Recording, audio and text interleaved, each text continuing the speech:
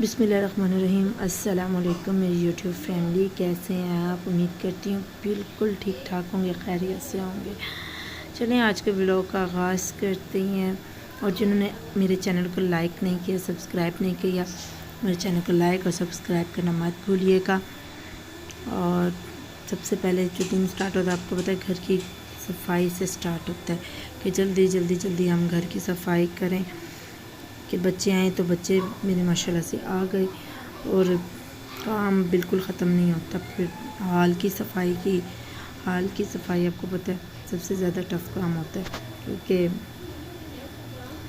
बस जल्दी ये भी ख़त्म कर ली सफाई वगैरह। हम घर की सफाई कर लेते हैं ना, उसके बाद हमें स्किन की भी केयर करनी चाहिए। स्किन केयर आपको पता है बहुत ज़रूरी होती है डस्टिंग की वजह से। इसके लिए तो सबसे पहले मैंने स्क्रब किया, स्क्रब के बाद मैं मड मास्क यूज़ करती हूँ। उसके बाद मड मास्क लगाने के बाद बच्चों की यूनिफॉर्म मशीन में डाले और वो धोए। और मौसम भी चेक करना ज़रूरी था कि नहीं। फिर मेरी बेटी सोई हुई थी तो मैंने सोचा कि अब उसको उठा लूँ, क्योंकि सिपारे का टाइम और इसको उठाना बहुत ज़्यादा मुश्किल काम है।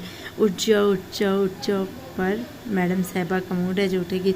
फिर अगर वो उठ गई है तो फिर उसको भेजा हमने सिपारे के लिए, ताकि वो जल्दी से सिपारा पढ़ कर आए।